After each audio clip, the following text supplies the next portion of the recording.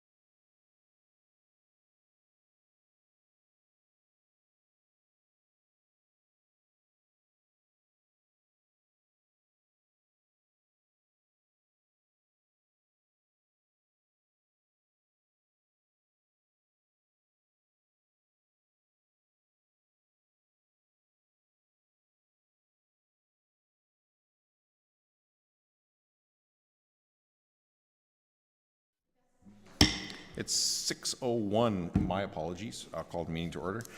First item of business is adoption of the agenda. Do I have a mover? Moved by Councillor Mitchell, seconded by Deputy Mayor Gregg, that the agenda be adopted as printed and circulated. Is there any discussion? All those in favor? Opposed? That is carried. Having adopted the agenda, are there any declarations of pecuniary interest and the general nature thereof? Not seeing any. Minutes and business arising out of the minutes. Councillor Mitchell. Moved by Councillor Mitchell, seconded by Deputy Mayor Gregg, that the minutes from the June 4th, 2025 council meeting be adopted as printed and circulated. Is there any discussion? All those in favor? Opposed? That is carried.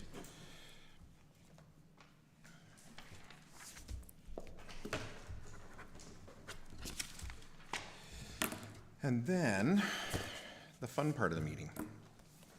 I mean, we think it's all fun. Like, that's why we're here, because we think it's all interesting. But I grant that not everybody does. But every year we do hand out 2 awards as council based on resident nominations. And we ask residents of the township to tell us who they think should be the volunteer of the year and the senior of the year. So I really want to stress that these awards are based on residents filling these out and telling us these are people that they think in their community should be recognized for what they do.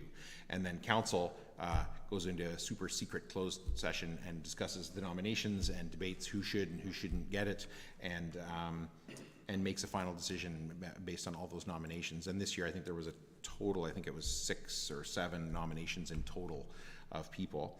And so I'll start tonight with Senior of the Year award.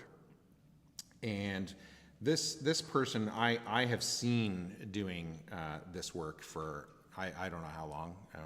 It feels like about as long as I've lived in Uniondale and dropped my kids off at AJ Baker and gone to Kintora Soccer and driven up and down the side roads around there.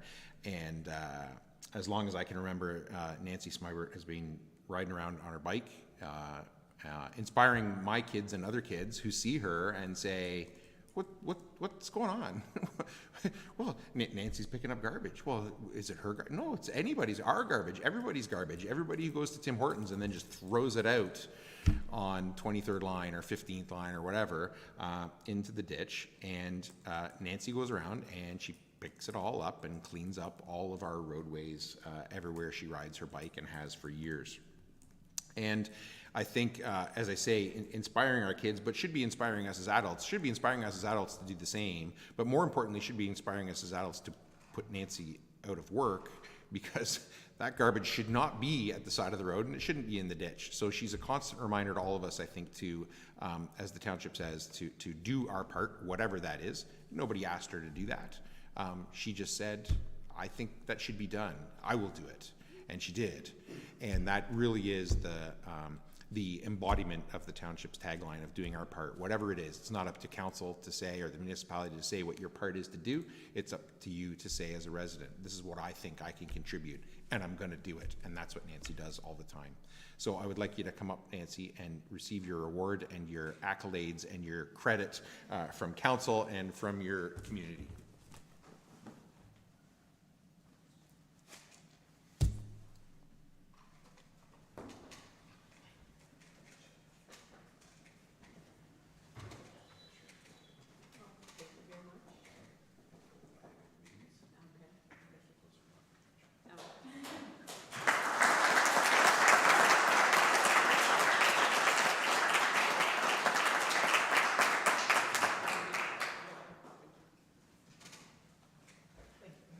Did you want to say anything? Pardon? Do you want to say anything? Well, I just want to say that I met a lot of wonderful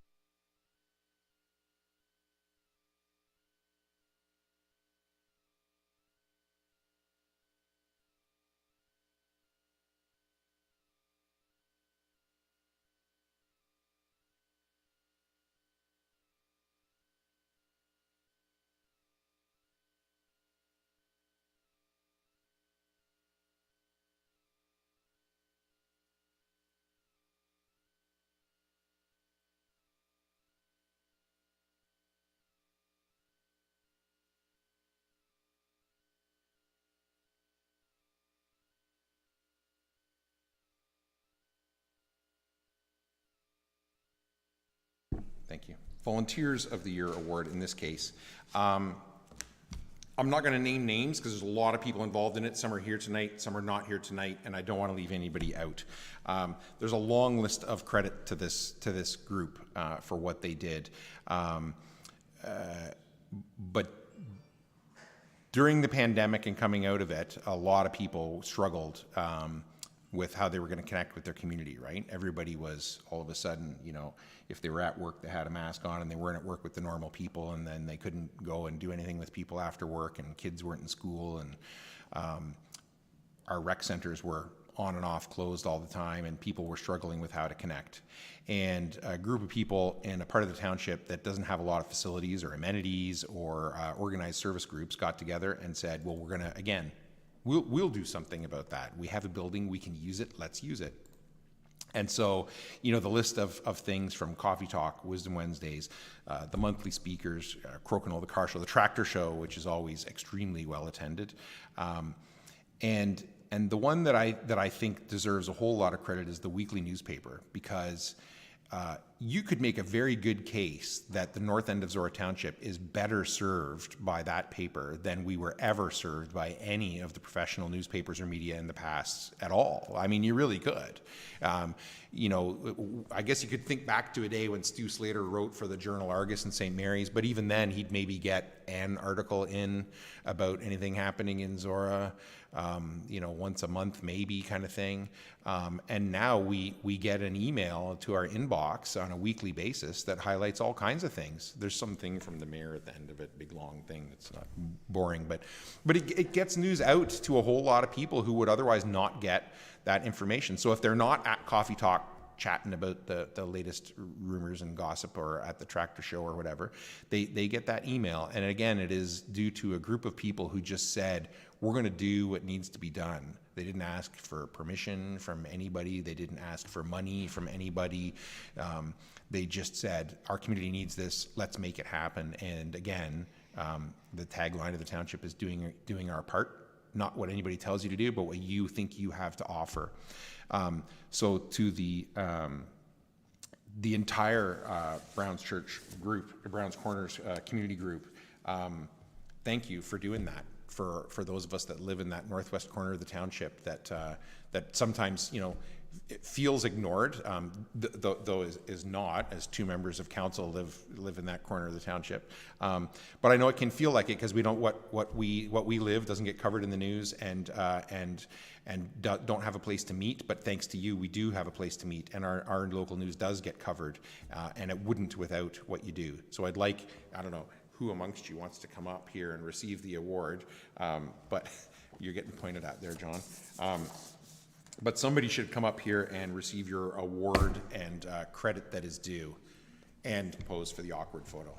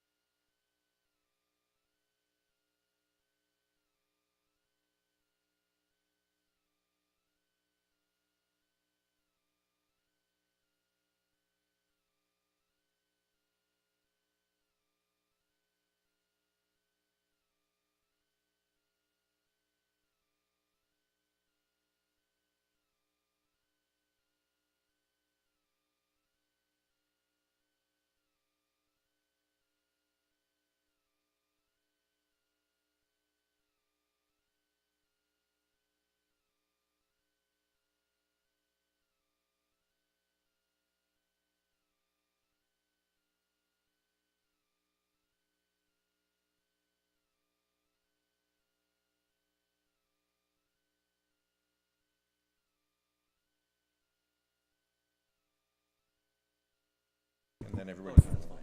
But John really started it. He was the first guy, and he was the push to start it. And I know Lynn does an awful lot of work on communications, and I'd like to acknowledge Lenny. She's my wife, and she does a lot of work. Yeah. A lot. Yeah. Things like that don't happen with just one or two. No. Right. Yeah. But it's a group effort. It is. Thank you very much. Thank you. Well, thanks for the knowledge. Thank you. Yeah. Oh, thank you. It's your fellow residents, right? That acknowledge it. They see the value in it. Thank you. And don't forget, the tractor show is this Saturday. And everybody's so busy, but if you know any old send them to Browns. They all know, all the Do old they guys know? know the tractor show. No, I mean for the Wednesday. Yeah, Every- yeah, yeah, yeah, every- yeah, yeah. Every Wednesday, the talk. Yeah, Yeah. okay. Yep. That's good. Thank you. Yeah, thank you very much. Thank you.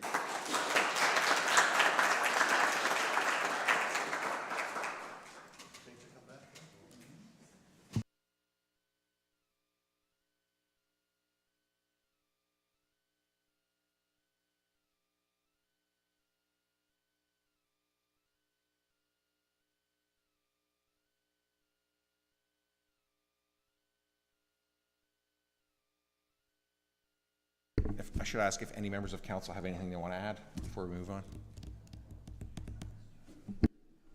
Just quickly, it's nice to see both honorees come from my ward. Not that I had anything to do with it, but it's nice to see that the more rural people are being recognized for their contribution, and I want to congratulate them all. I did speak briefly at Wisdom Wednesday last week and congratulated that group, but also congratulations to you, Nancy, as well. As you said, this is one of the fun parts of being on council. I mean, it is the coolest ward in the township. And Steve can vouch for that. It is. It's the snowiest too. I probably should, technically I shouldn't be letting you speak at all, but go for it.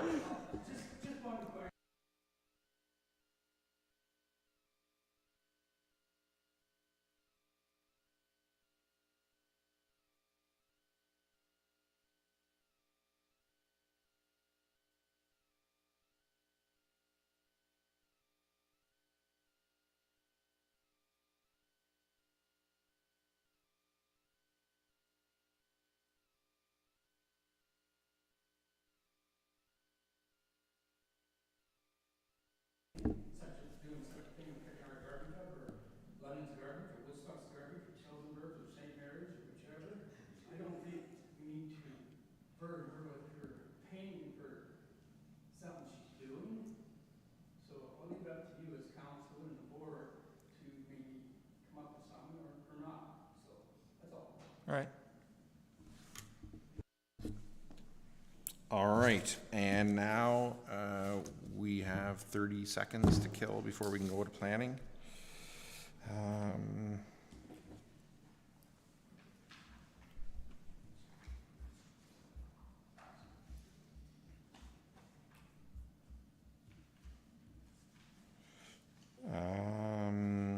Public meetings and drainage meetings. Do I have a motion to go into a public meeting? Councillor Mitchell. Moved by Councillor Mitchell, seconded by Deputy Mayor Gregg, that the council meeting be adjourned at 6:15 p.m. for the purpose of holding a public meeting pursuant to the provisions of the Planning Act, and that council move it into the Committee of Adjustment for the purpose of hearing minor variance applications. Is there any discussion? All those in favor? Opposed? That is carried. Thank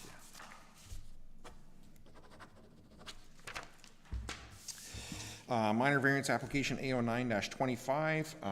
Planner McDonald, I'll turn it over to you for your report for council. Thank you, Mayor Ryan. Good evening to council, staff, members of the public joining us here this evening.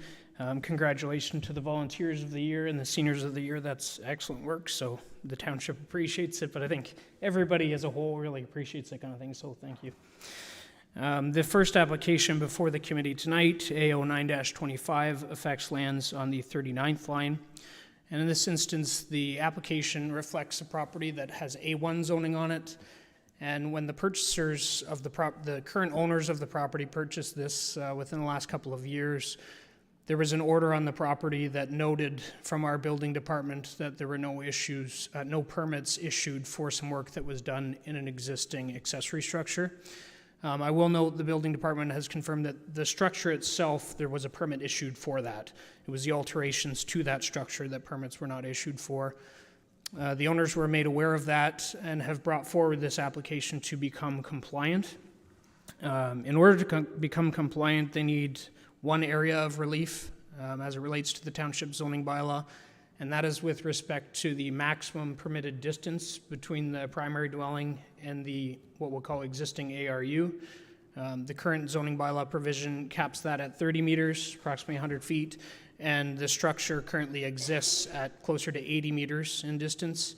That said, it does share an existing entranceway, and the services are in place for that structure. The structure itself is over 1,500 square feet in size. However, the ARU, the additional residential unit portion of that, occupies just under 600 square feet. As far as the provisions that we have pertaining to ARUs, this application does check all of those boxes. Staff are supportive of the application here tonight. And I would note that the applicants are available remotely to answer any questions should the committee have any of them. Thank you. Questions from the committee for the planner on the report? Not seeing any. Is the applicant here and do they wish to speak to their application? Are there any members of the public, either here in person or virtually, who wish to speak to the application? Do I have a mover? Councillor Mitchell. Moved by Councillor Mitchell, seconded by Deputy Mayor Gregg, that the Township of Zorra Committee of Adjustment approve application file A09-25Z submitted by Catherine Benko for lands described as Part Lot 3 Concession 5, West Zorra in the Township of Zorra, municipally known as 395135, 39th line as it relates to 1. Relief from Section 5.4.2.4, Table 5.4.2.4, provisions for detached additional residential units. I, to increase the maximum permitted distance from the principal dwelling from 30 meters, 98.6 feet, to 80 meters, 262.4 feet, to recognize the existing and detached additional residential unit on property zone Limited Agricultural Zone A1 in the Township of Zorra. Is there any discussion? Councillor Mitchell. I'd like to speak in favor of the motion I just read. First comment is, if you look at the map that's included in the material, is that there's a very unusual shaped lot, which makes where the ARU is located further away from the primary residence completely understandable. With that shape, is really not an option to put the ARU closer.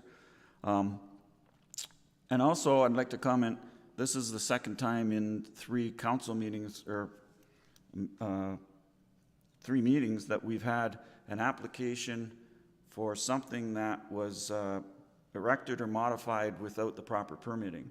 And I agreed with the decision of council on the previous application to defer because we weren't comfortable approving that application. I am in support of approving this one, which on the surface would seem that we're treating 2 different applications, similar applications, differently. And the reason I'm in favor of supporting this is there's 3 reasons. One, as Spencer alluded to, this is now eligible as an ARU. When it was originally modified, ARUs were not a thing. So the rules have changed since this modification was made, and the only specifications of ARU that it doesn't meet, and it's what being addressed by this application, is the distance from the primary residence. In this case, the rules in that the modification was done without permit were done by a previous owner, and the new owner, having discovered that, is not trying to hide it. They're trying to make everything kosher and going through the process to get this application and have everything the way it should be.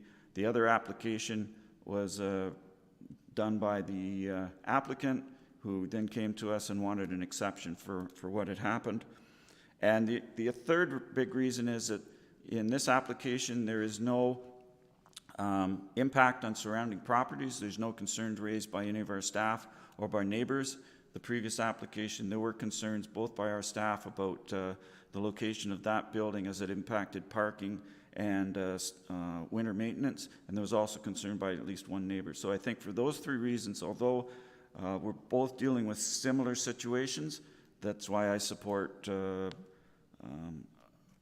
approving this application as opposed to the previous one. I just wanted to explain that reasoning.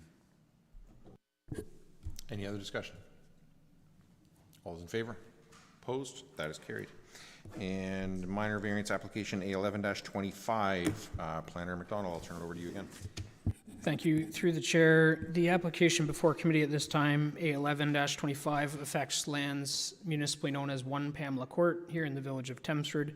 The applicant is proposing to establish a detached accessory structure, a shop, on the lands. The property, it is a corner lot, so as far as options for where this structure could be located, they're fairly limited just given the configuration and the layout of the existing dwelling and attached garage. As far as the relief that they require, the area shown in green on the map before the committee at this time is considered the exterior side yard of the property. The zoning bylaw provisions do require a 10-meter setback for exterior side yards, whereas the applicant is able to provide an 8-meter setback. As far as notice of circulation, there were no comments received from any members of the public.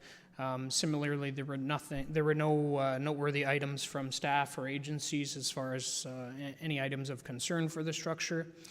The relief that's being granted, you'll note that there's variance requested, variance recommended. In discussing with the building department, we just wanted to make it abundantly clear that, first of all, they need permission to be in the exterior side yard at all, and then the actual numerical deviation they're requesting, and then the permitted height. They're slightly over as far as the maximum permitted height. We are supportive of the application tonight, happy to take any questions, and the owner of the property is also in attendance. Thank you. Questions from the committee for the planner on the report? Is the applicant here and do they wish to speak to their application? Unless you have questions for me, I'm good.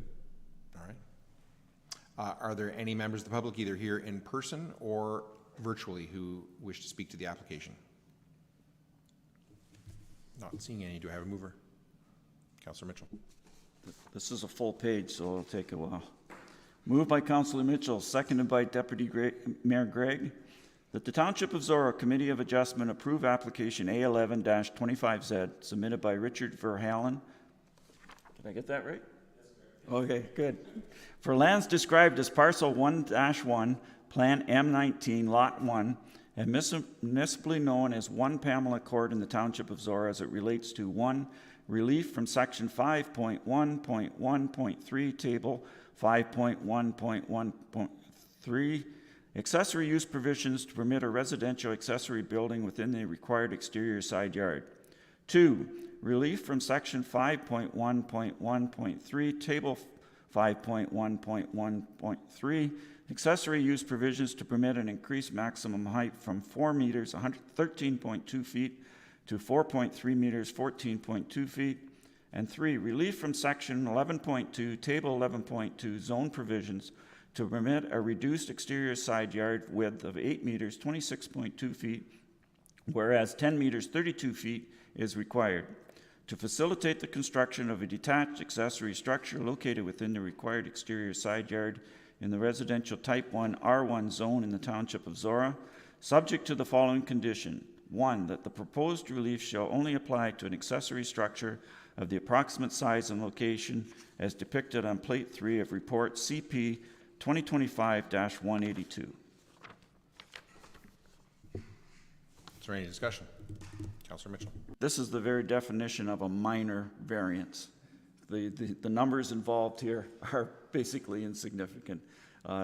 No concerns by staff or neighbors. No reason that we should not approve this. Any other discussion? Almost the sort of thing we could delegate to staff and just say minor. Any other discussion? All those in favor? Opposed? That is carried. So in the case of that one, just follow up with, you've probably talked to Mike Hughes already. Chief Building, yeah. So just follow up with Mike with respect to timing and permits, and you're good to go. Thank you. And we're done allegations already. Oh, yeah, sorry. See? I warned you. Motion to come out of Committee of Adjustment. Councillor Stewart. Moved by Stewart, seconded by Gregg, that council move out of the Committee of Adjustment and pursuant to the Planning Act, that the public meeting be adjourned at 6:26 PM and the regular meeting of council be called back to order. Is there any discussion? All those in favor? Opposed? That is carried. No reports from Public Services. Reports from Corporate and Protective Services Department, 9.3 Financial Services Report 2025-068 from the Asset Management Specialist regarding the 2026 Asset Management Plan. I should have asked, am I going to anybody else or just straight to Connor? I'll turn it over to you. Yeah, thank you very much, Mayor. Members of staff and council and the public, thanks for having me. I was here 2 weeks ago to go over the scenarios and the proposed level of service, and today I would be asking for the approval of the 2025 Asset Management Plan. As mentioned by the Mayor, my name is Connor Brennan, Asset Management Specialist with Oxford County. Through a shared agreement, we are assisting with the asset management plan for the township, and feel free to go through questions throughout. And I'm just going to try to full screen, and then we are good. So same overview as last time. We are going to be going through briefly the Ontario Regulation 588-17. Go over each of the 7 appendices briefly, and then summary and next steps. This is due July 1st, 2025 through the Ontario regulation. The new things as part of the 2025 Asset Management Plan were the proposed level of service, the scenarios that we went over last time, as well as natural assets. And again, this will be brought forward, an annual update to council each year. The appendices, in the summary, we had updated growth projections for the township as well as overall arching financial strategy. For each of the sections, we had inventory, condition updates, as well as an improvement opportunities section. And the financial strategy went over 4 scenarios for each appendix. 2025 budgeted reserve contributions, a fully funded scenario, which was based on the average annual contribution, and 2 other options based on percentage of funding or a specific condition target. This is an overall summary of the assets owned by the township. Certainly transportation services is the 40% of the overall assets. This includes roads, which we went over the scenarios for last time, as well as fleet and equipment, sidewalks, rural storm, and streetlights. For each of the appendices, feel free to stop at any point. There are 2 slides for each of the first 6. For bridges, we went over the bridges scenario during the last meeting. Overall, we did have an increased replacement cost for bridges and structural culverts due to not previously having geotechnical and engineering costs as part of this. So that was an increase from the 2023 Asset Management Plan. Table 2.1.1 in the Asset Management Plan also goes over the average age and anticipated useful life. The anticipated useful life is before rehabs in that table, so bridges can last anywhere from 57 to 104 years based on type of bridge and type of rehabs it has, and structural culverts can last anywhere from 65 to 85 years. The scenario selected by staff leads to an increase of $49,000 per year, and scenario C was chosen, which was a average bridge condition index of 70. Any questions about bridges? Okay. For transportation services, at the last meeting we went over the scenarios for roads. This also includes streetlights, sidewalks, and fleet and equipment.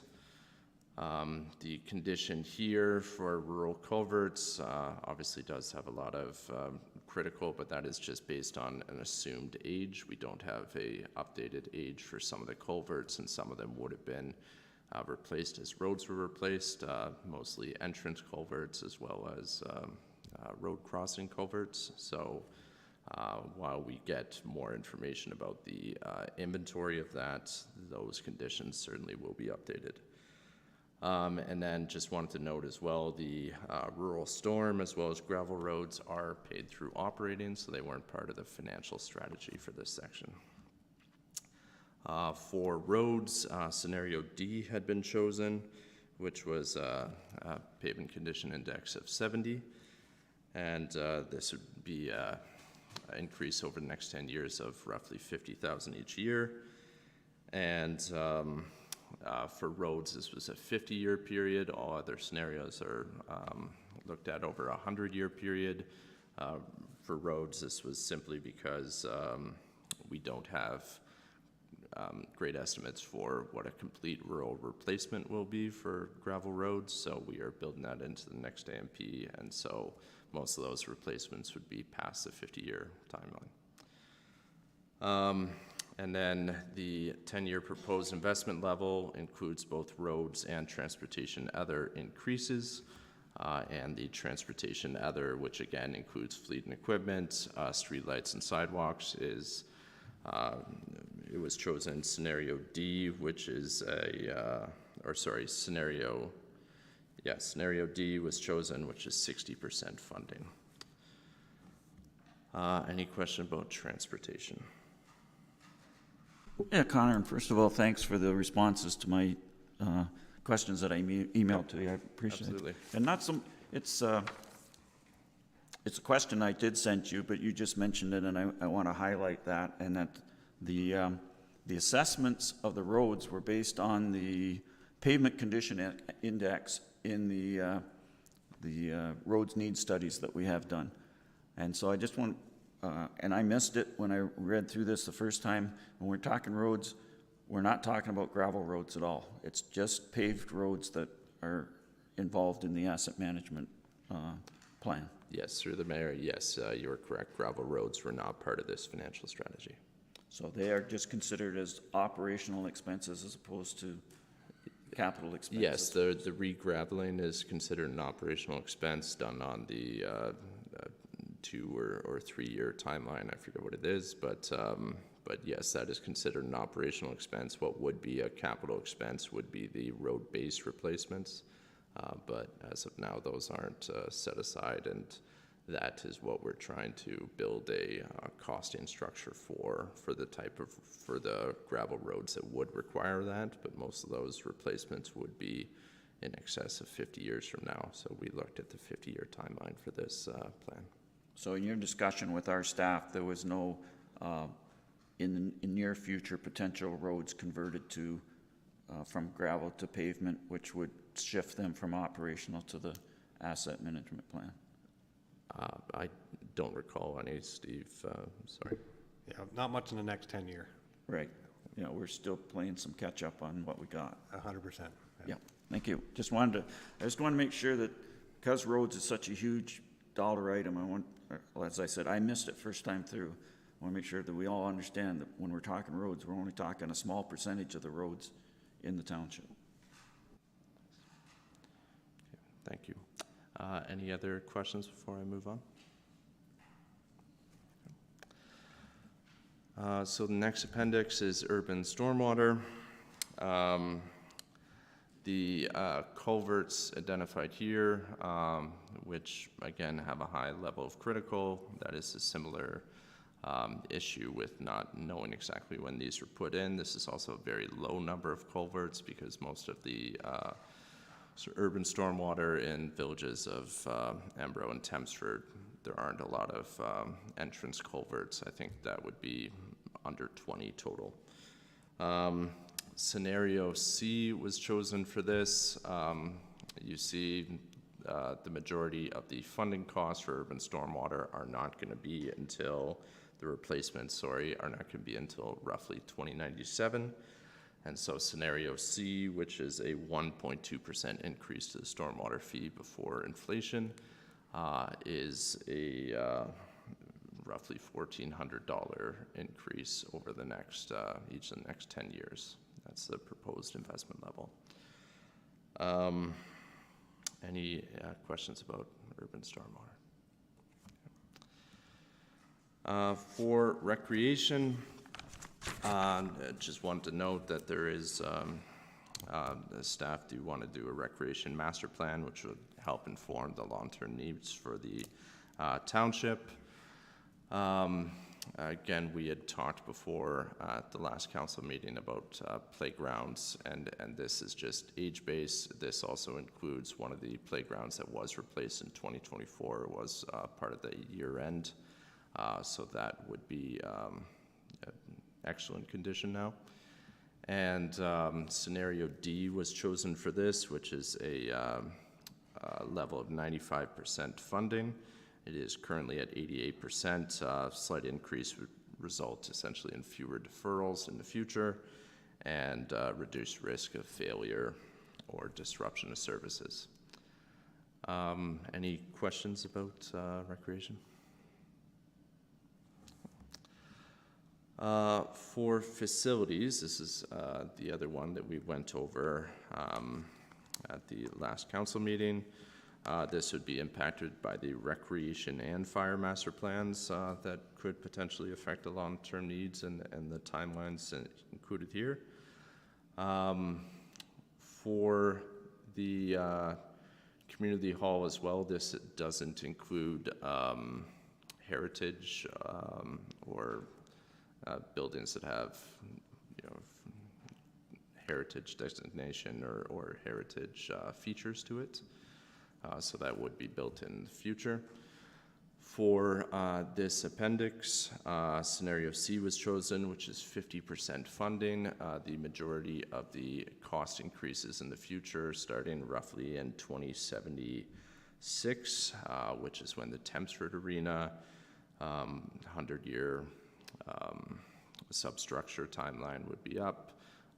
Replacement before that time certainly is up to council, but that is when that building is slated for replacement as part of the system, and Embro is in 2078.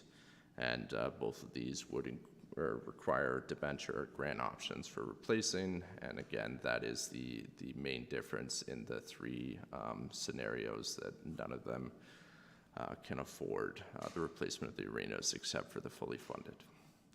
And scenario C was chosen, which again is 50% of overall funding, and this would be an increase of $34,000 each year for the following 10 years. Any questions about facilities? Okay. For fire departments, again, the fire master plan could will be helped. It'll help inform long-term needs, so it could affect some of this. Scenario D was chosen for this by staff. This was a level of 80% funded, and the deferral of the aerial every, I think, 20 years is in here just due to the high cost of that asset, and that would be, it was part of the DC study in 2023, so that would be roughly in 2033. That's what we put it in the system. And obviously that can change based on council's decisions there. Any questions about fire? Okay. The seventh appendix is natural assets. This was a new addition this year. As of right now, there are no financial or valuation costs here. That will be a next step that the township, as well as the county and the other townships, will be trying to build into the system for next year. So for this, we identified natural assets on township land, identified, in the red polygons throughout the map. Obviously, it's hard to see, but a lot of owned land in Tempsford, around Embro, and then gravel pit and a few other locations throughout the township. We wanted to identify the programs and processes that impact these natural assets, as well as the impact it has on our infrastructure and services. We focused on terrestrial, aquatic, and soil assets, and we worked with township staff as well as county GIS and planning staff to build this out. And next steps include identifying the replacement and valuation costs for these assets, as well as updating conditions. And then I just want to note that the Southwestern Ontario Orthophotography Project, SWOOP, is currently doing updated photography, aerial photography of all township and county lands and much beyond that. And those imagery, that imagery is going to be updated for GIS in 2026. Any questions about natural assets? Okay. For the remaining slides, this was all slides that we had gone over as for the last meeting. But again, just a reminder that we are going to be continually updating our council for this as part of an annual process. And, you know, the reserves were all built into the scenarios, and obviously we want to keep reserves to be able to be utilized for emergency or unplanned expenses. And the overall summary, so the proposed investment deficit is 1.52 million, and we are proposing that we are going to make that deficit up over the following 10 years. So this would be percentage levy increase of 2% in 2026, and slight increases beyond that. This includes inflation, and obviously, I think I had mentioned it before, but this whole entire AMP process, this isn't binding. These figures will be brought forward to council as part of the budget process, but it is council's decision then that will impact that. And that concludes, next steps. We've previously talked about increasing data confidence throughout identifying any asset gaps, and we have laid out improvement opportunities in each of the 7 appendices, and otherwise we are going to incorporate this in the 2026 budget as mentioned. That concludes the presentation. Certainly open to any questions. Thank you. Questions from council? Councilor Mitchell. Just a little background to my questions, and when you were here 2 weeks ago, I focused on the asset assessment ratings and how low they were, and my frustrations that we would be required to spend significant dollars over a long period of time and still end up with fair and poor ratings for our assets. And you did a really good job of explaining to us that there's a difference between life cycle asset ratings and operational asset ratings, that some individual assets can have excellent ratings, but a class of assets, it's almost impossible to have excellent and good ratings because of the age of the various components that are in that asset group. And we also talked about how you get to a point where it doesn't make financial sense to spend money on maintaining an asset when it's imminently going to be replaced, and the importance of that.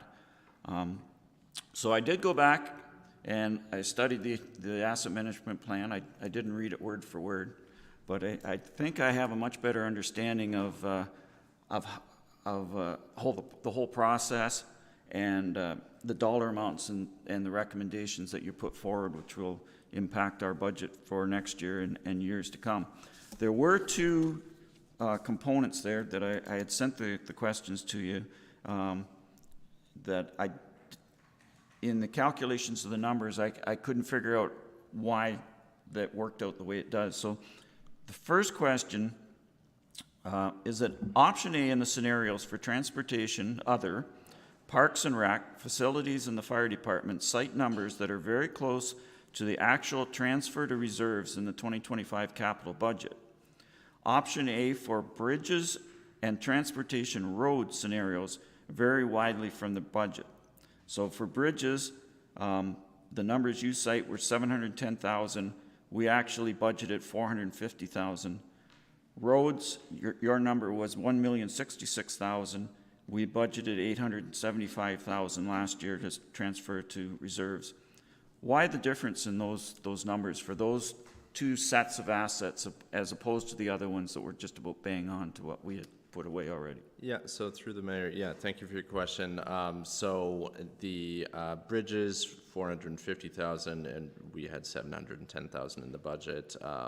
Both cases are grants, so that is the Canadian Community Building Fund. It was formerly called the gas tax. It's 260,000. Those are put towards bridges. And for roads, difference is the 191,000 Ontario Community Infrastructure Fund, OSIF grant. And that is the differences between the two budgets, because we did use the 2025 amount set aside for reserves as our base for the base scenario. So those two are the exception because there are grants specifically that we get on a regular basis that we can count on. That we can count on, that we are assuming are going to be roughly the same. Yeah. And so they were built into the scenarios for the 100 years for bridges as well as the 50 years for roads. And as opposed to the other ones where all the money for them is going to come out of taxation in some way. Yes. Yeah, or transferred to reserves, however we get that money. My other question is, it appears that to calculate the required increase in funds transferred to reserves for 2026, that you subtracted the 2025 budget contribution from the selected option and then divided by 10. So the example I sent you was Parks and Recreation. Your number was 220,000. What we had set aside was 206,000 for a difference of 16,000 divided by 10. The number that we need to increase is $1,600 a year. That applies for all the scenarios except for transportation other, where the numbers are 774,000 transferred to reserves last year, or this year, was 566,000 for a difference of 208,000, which you divide by 10 is 20,800. Your recommendation is that we increase transfers to reserve by 42,400. So why that number instead of 20,800? Yes, through the mayor, thank you. And yes, transportation other was the only scenario that staff had chosen to be made up over 5 years, just because the majority of the cost there was fleet and equipment over the next 10 years, as that is an ongoing expense, and the costs of graders and some of the larger equipment has continually been going up. It was decided that we should be closing that gap sooner. So that was closed, or the scenario that was chosen was to close that gap over 5 years. So instead of 20,800 over 5 years, it'd be the double that, so 41,600. And there was a difference of $800 a year. That was just a typo, so that will be fixed for the asset management plan that will be posted to the website. I'm sure in 168 pages that one typo is acceptable. Anyway, Thanks for answering those, and I'm sure if I'd have dug a little deeper and understood a little more, I wouldn't have had to ask. But I think it's important to have those things answered, and so everybody knows what's going on. Thanks, Connor. I do have some questions for our staff pertaining to this, but I'll wait and let anybody else. Connor. Go ahead. Okay, and so I sent these to Kim, and Kim sent me, I get my answers in red, and you can see there's lots of red on these pages.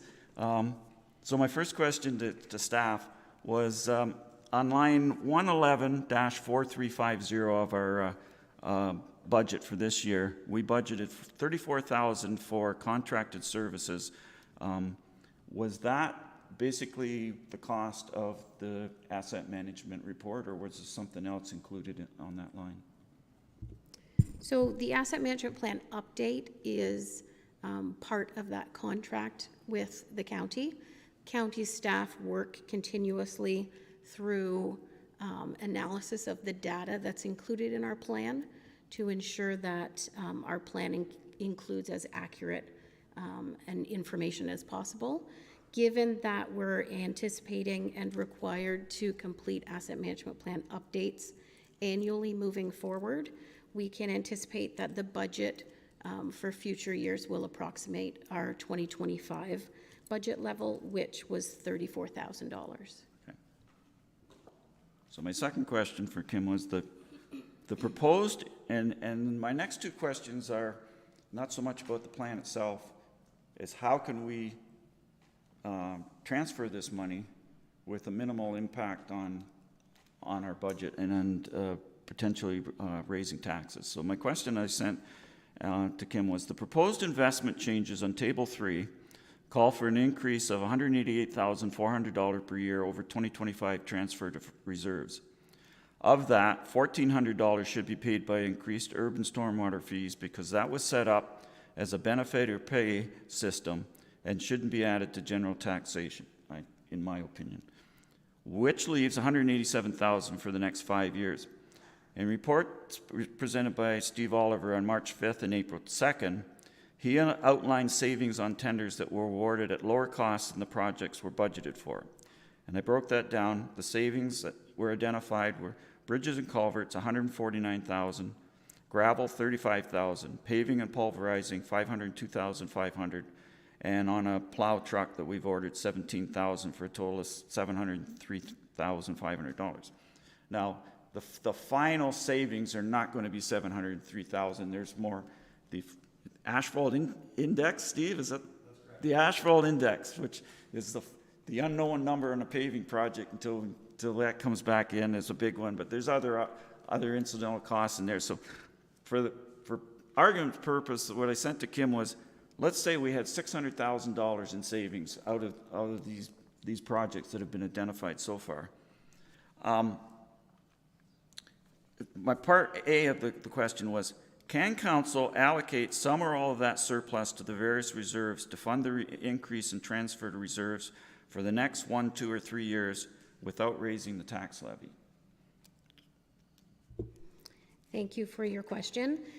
The savings that have been experienced in projects funded from reserve can absolutely be allocated to reduce that asset management gap. We can either reduce that gap in using those savings to reduce the gap in addition to the recommended annual increase, thereby closing that asset gap quicker than anticipated, or by utilizing the savings experienced to alleviate the need to increase the investment in a given year. Staff's recommendation is always going to be to attempt to close that investment gap sooner rather than later, as the data that's included in our asset management plan are only estimates, and we always experience increases in costs, changes in inflation, and of course the timing of required replacements can fluctuate as well. Closing that gap sooner may also reduce the amount of debt required to fund larger projects in the future. If we take the approach that savings in a given year would be used to reduce the annual investment, we also would then need to consider that there are times where the replacement cost that's included in the asset management plan is considerably lower than the actual cost to complete a project. Maintaining the investment increases in years of project savings helps mitigate against the fluctuations that we know are inevitable. So part B of the question was, would we be able to transfer the surplus funds to all the reserves included in the asset management plan, or only to bridges/culverts, roads, public works equipment, roads, public works equipment reserves? So there's 3 of them there. I missed a comma, because those were the areas that had surpluses. So essentially, given that not all of the $187,000 gap that's been identified in our asset management plan is the result of bridges, roads, transportation, machinery, and equipment gaps, not all of those savings could be utilized to fund the full increase in asset management investment.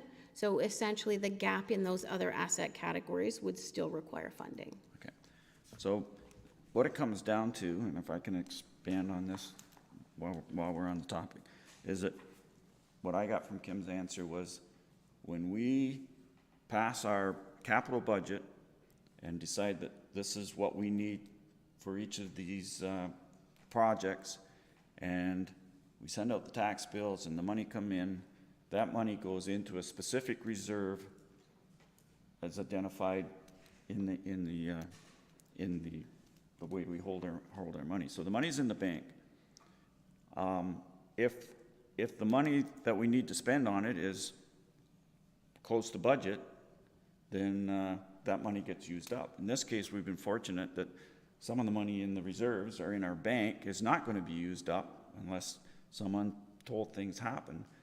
So the money is already there, but we can't shift it from one bank account to another bank account because they're individual reserves.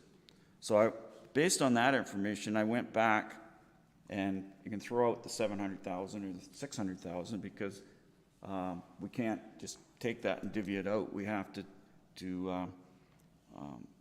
keep it in the stream that it's at. And so I went back to those original savings, and I said, well, let's say the savings, when all is said and done, is 80% of what was presented in Steve's reports. And so that would be bridges and culverts. 80% of that would be 120,000. Gravel, throw that out, that 35,000 out, because we heard that that's not part of the asset management plan. That's an operational expense, so that's not a savings that can be impacted here. 80% for paving and graveling would be 400,000 approximately, and the plow truck would be 14,000. So then I went back and I thought, compare what we have in savings to what the recommendation is to put in investment. The investment for bridges and culverts, 49,500. So if we were to dedicate of the 120,000 savings, that takes care of that for 2026 and leaves us 70,500 extra. Paving and pulverizing, we have 400,000 potentially, of which 50,100 needs to go into would go into the putting aside for the asset management plan, which leaves us 350,000 surplus. And I guess potentially we could designate that we want some of that money to go to the asset management plan for future years. As Kim said, the sooner we pay things off, the better. And I think if we were in our first or second year of our term, I would be in favor of that. But I think as this is the last budget that this council is going to make, that we should just leave that money in those reserves, and the next council should have the ability to either put that against asset management plan, or if they want to speed up something on a roads project, or maybe we don't have a choice, we have to speed something as we've seen in the past, leave that money in there as for buffer. Transportation equipment with 14,000 savings, 42,000 required, so that would require 28,400. Parks and Rec, 1,600. Facilities, 33,800. Fire Department, 9,600, which comes to a little over 73,000. With that, instead of 187,000, 73,000. Instead of 2% increase on the levy, my calculations, that's a 0.8% increase on the levy. And potentially, we haven't heard, some of the capital projects in Parks and Rec and Facilities, Fire Department may be under budget as well. There may be some other savings there. So don't want to get totally hung up on these numbers, but what I'm trying to get through is staff is going to start working on the budget very soon.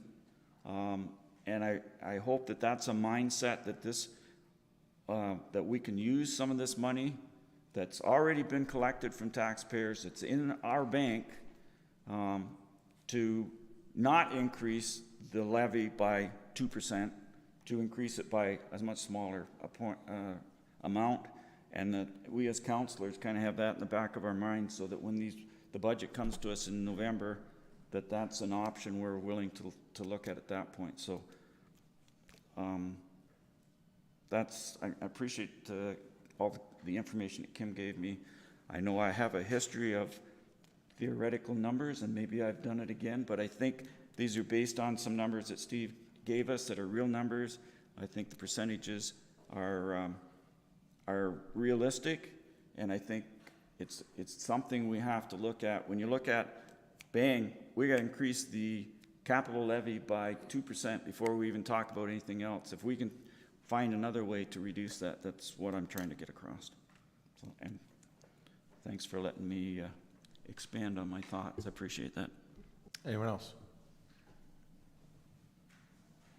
I have a motion. Councillor Stewart. Moved by Stewart, seconded by Gregg, the council approve the 2025 asset management plan included in report 2025-068 from the asset management specialist. Discussion. Councillor Stewart. I had an interesting article pop up, so I'm just going to read a couple lines from it. And it justifies how important this document is. City of Hamilton could be short $5.2 billion needed to replace and repair existing infrastructure over the next 10 years. But that number could also be as low as $3.18 billion or as high as $7.42 billion. What that means to me is they have no data to go off of. And what we're putting together here, clearly there's a lot of data here, and it's a long-term view of the management or the assets that we have in this township. So, I mean, I can't even imagine dealing with numbers with 9 zeros at the end of them anyways. I'm sure the staff would say the same thing, but it highlights the importance of having this data, and it's a starting point. It's already very accurate. I think seeing through the report, the confidence level in a lot of cases is high, or at least relatively high. But I was encouraged as well as you were going through the report that every year there's plans to make improvements to it and to make necessary changes. And that's the one thing I was noticing as well, that it's called the 2025 Asset Management Plan. It's a little tweak, but it's really the 2025 update to the Asset Management Plan, and it's meant to be that live document that gets updated every single year. So I think it's an amazing document, an amazing tool. You mentioned a couple times how it's up to council how that money is spent and how we collect money to plan for these asset replacements, but I think it's more importantly a tool for staff.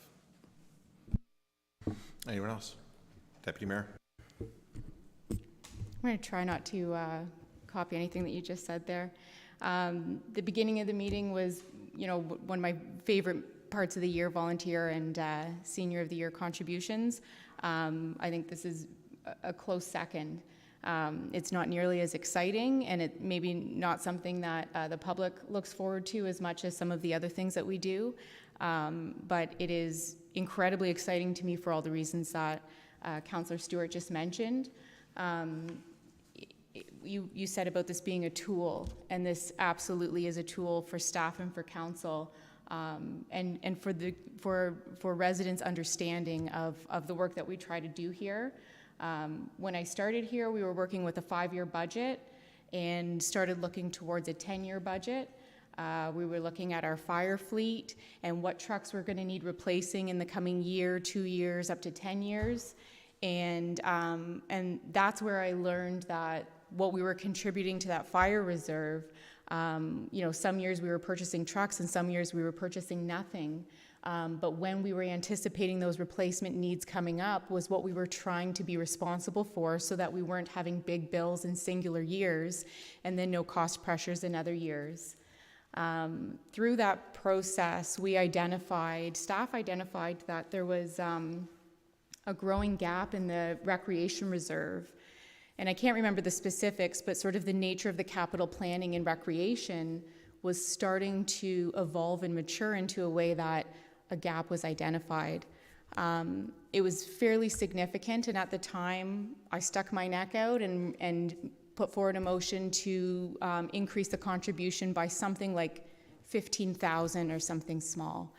And it was my attempt at trying to be financially responsible in knowing that we were needing more money when those higher price point things were coming.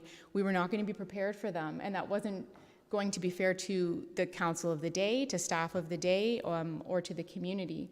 So I'm now looking how we've gone from 5 to 10 and essentially to 100 years. This is just the evolution of those same, planning tools that I've been exposed to in my time here. And that's, I think, what's making me so excited about what this exercise has been. When it was announced as a requirement of the province, it was a little bit of a, oh great, what are they making us do now?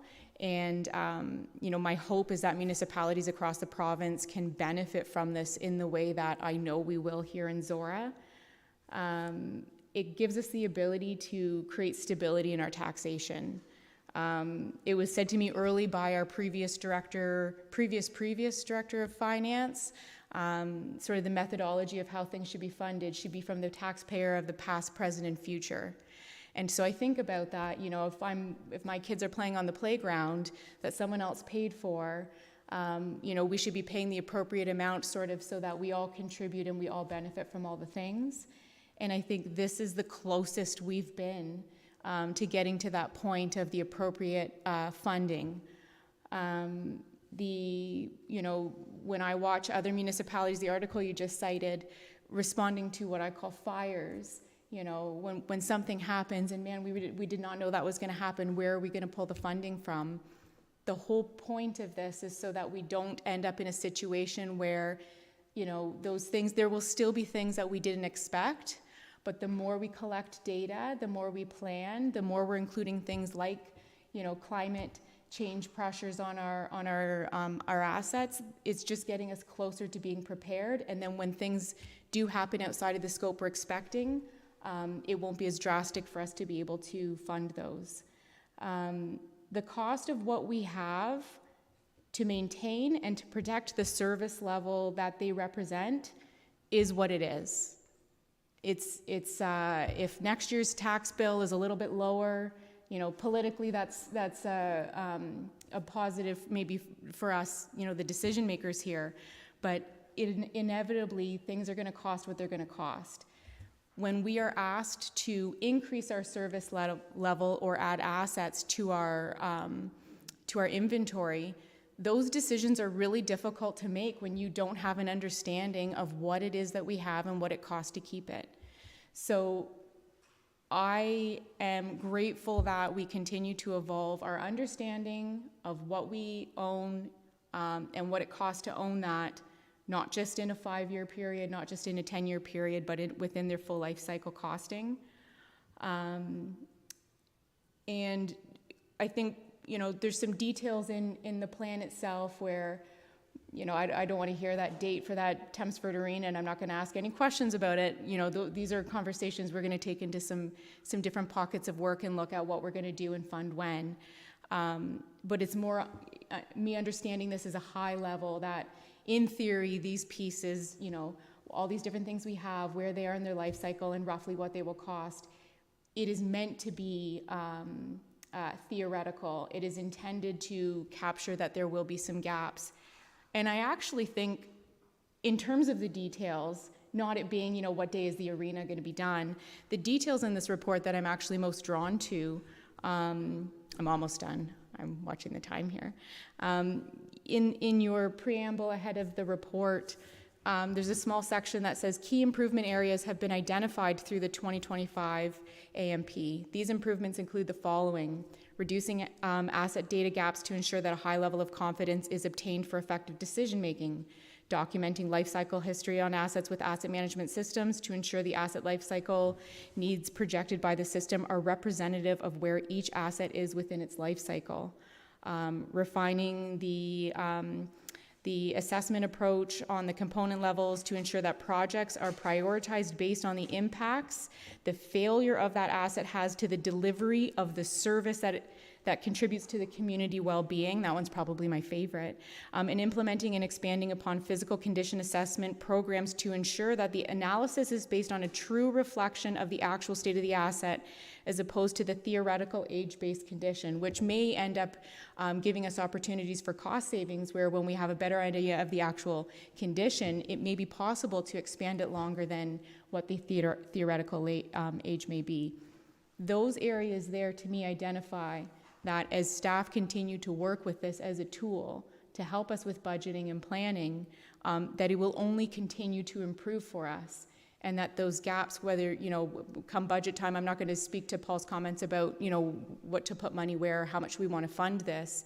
I will acknowledge that this is giving us better tools than we had before, and it's promising us better tools in the future as we continue to work through the identified areas for improvement. So that is all I will say to that. Clearly, it's something that's pretty exciting for me. I'm not going to thank you for your work because that was your job and you did what you did. I am grateful for, I think, the process where we had this to look at initially, and then having it come back to council 2 weeks ago. I think it was really good for us to have this time to really, connect with staff and yourself to really make sure that we're understanding it. And thanks to staff for, well, not thanks staff, they're doing what they do, but all of the work that you've put into preparing this, but then also just giving us this time so that we can truly understand what it is before we hopefully are voting to adopt this tonight. Councillor Mitchell. I've already had enough YouTube FaceTime for one meeting, so I'll keep this real quick. And excellent points made by both Kevin and Katie, and much as I tried, I couldn't find anything I disagree with. An asset management plan is a very complicated document. The update is 173 pages long. Tons of information, analysis, and calculations. And we heard that we paid somewhere around $30,000 a year to get this information to us. Very valuable information. I think it's money well spent. And I noticed when Connor replied to my question in his email, under his name it says Asset Management Specialist. And when he introduced himself, he said, I am the Asset Management Specialist. And working with our staff, I think it's important that we have a specialist working on something that's this important for not only this council, the next council, the next council, the next council. All of us around the horseshoe are very interested in asset management, whether we want to be or not. We have to be. I know I am, but I'm not an asset management specialist. So I went through this as best I could. All the numbers, the charts, the graphs, all make sense to me. And so I have no qualms about supporting moving forward and accepting this report. Anyone else? I don't know what other municipalities are going to do with their legal requirement to have an asset management plan. I remember when the province came out with the requirement for us to have an asset management plan, I was genuinely excited. I was familiar with asset management planning from other work, and I felt that it would be a good thing, and I was confident that Zorra staff would do a good job of it, whether legally required to by the province or not. Councils and residents get excited about the decisions about, do we buy this fire truck or that fire truck, or this grader or that grader? Do we buy it in this year or that year? And we should scrutinize those things. But the reality is, when you own $338 million worth of stuff, when we're spending 6.73 million investment at 100% funded on that, to look after that stuff, this is where our taxpayers' money is literally buried, is here, right? The question of this fire truck or that fire truck in 2026 or 2027 is really, again, should be scrutinized, but is really trivial compared to the risk of properly funding or not properly funding the assets that we have.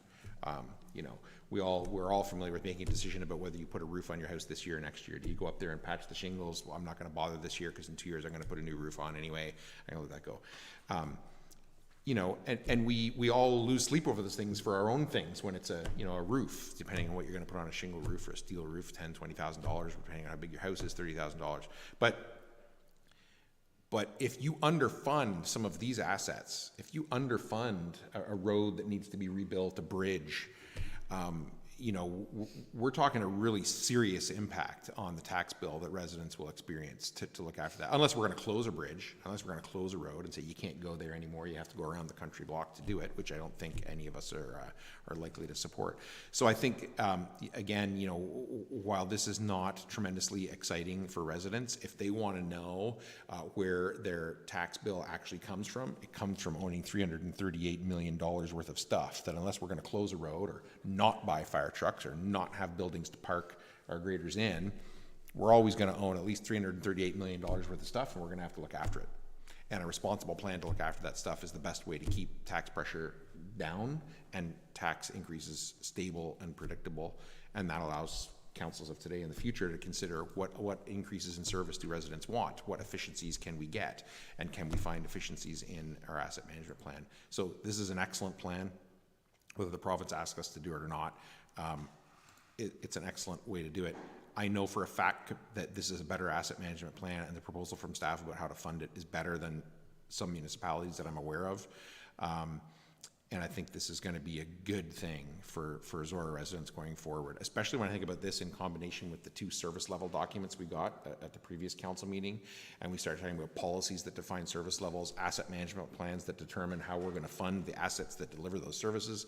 We're getting to a point where we have an ever increasingly stable set of policies to determine what those tax levy is going to be, and therefore what the tax rate that residents are going to pay. So very happy to have this. Very happy to see what the budget impact is going to be when we get that in November based on this. And yeah, anybody else? All those in favor? Opposed? That is carried. The deputy mayor is happy. Thank you, Connor. Yeah, thank you very much. No correspondence requiring direction. 11 boards and committees. Do I have a mover? Councillor Mitchell.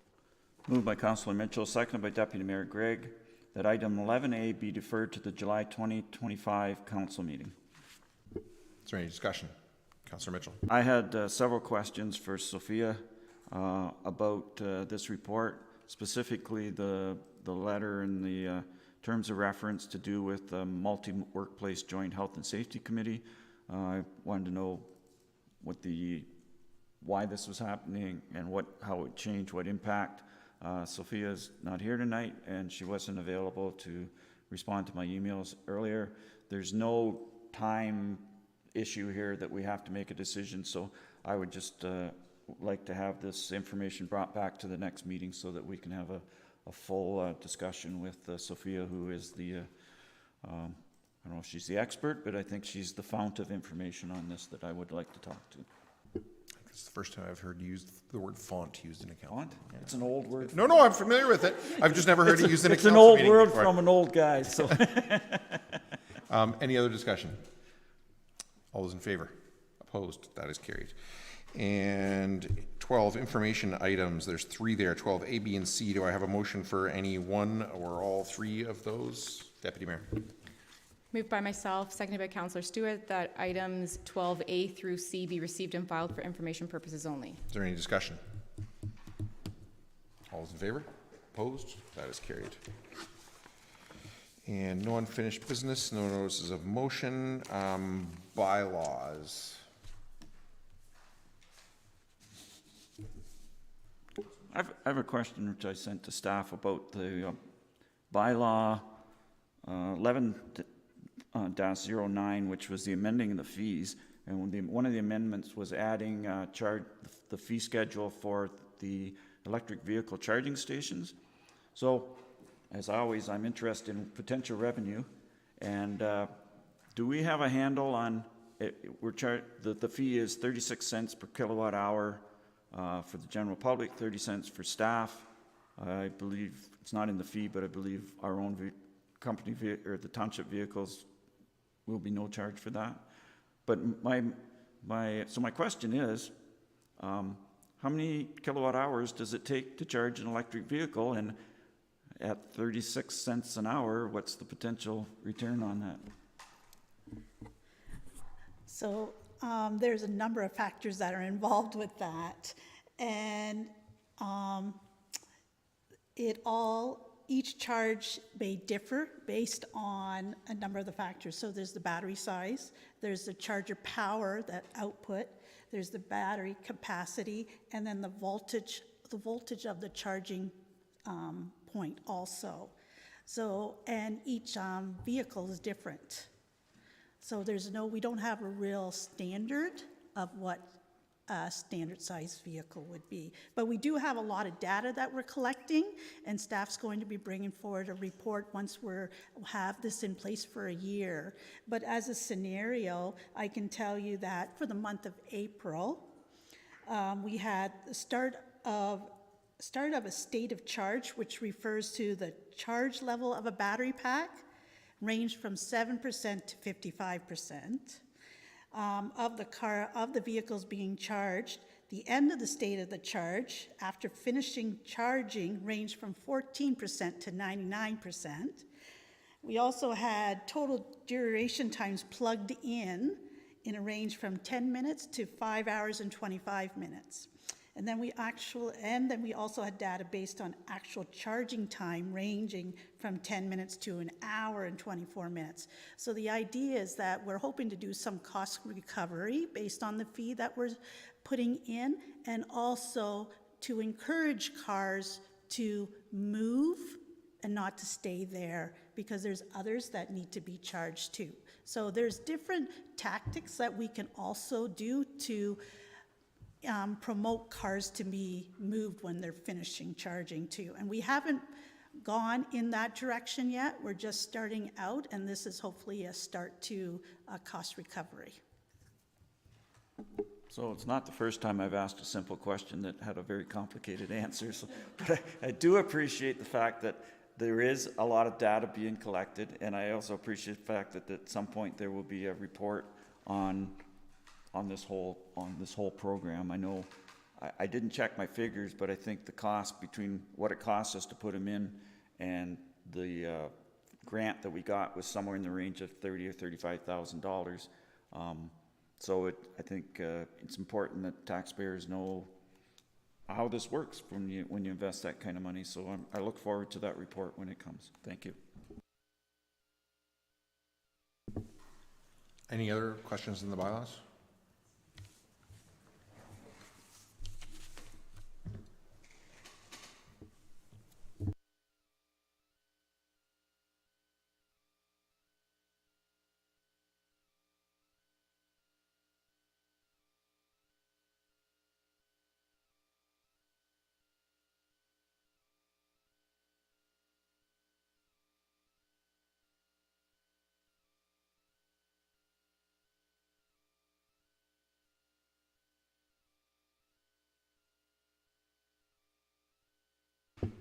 Councilor Mitchell.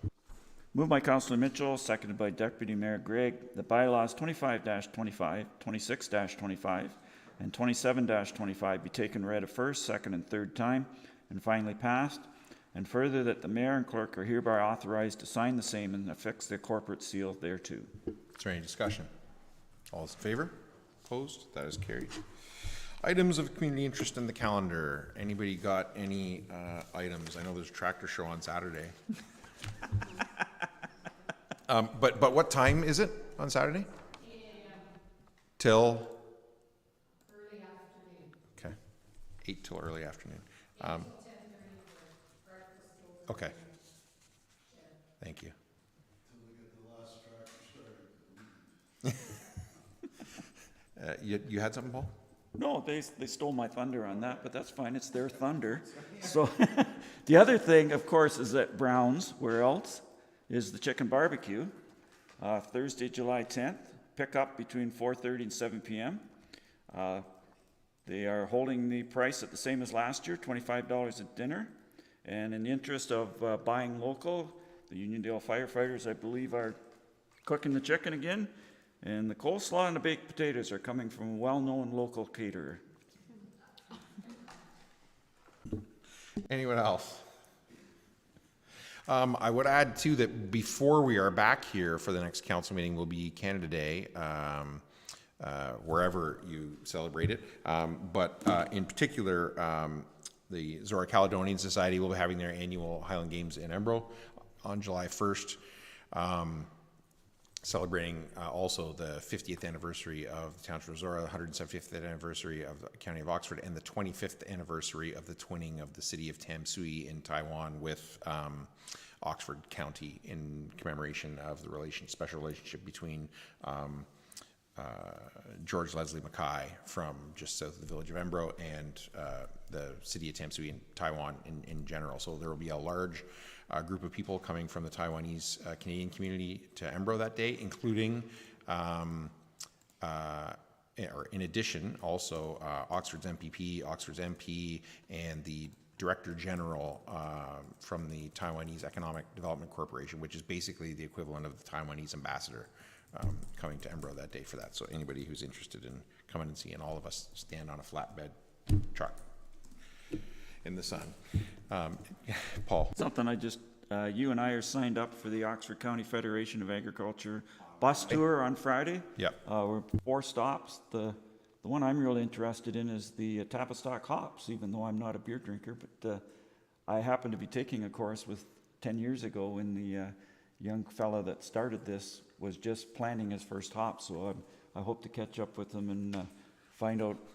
Obviously, 10 years later, he's still in business, so it's an unusual crop, and It's a sticky crop.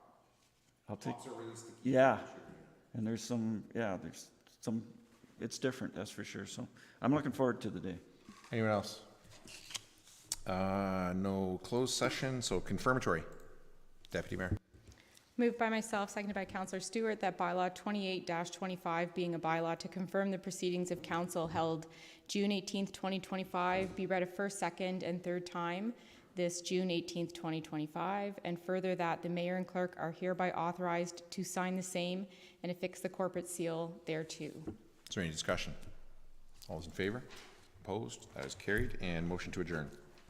Moved by myself, seconded by Councillor Stewart, that this session of council be now adjourned and herewith closed at 7:27 p.m. and the next meeting of council be called for July 16th, 2025 at 9:30 a.m. in the council chambers at the Zorra Municipal Center. Is there any discussion?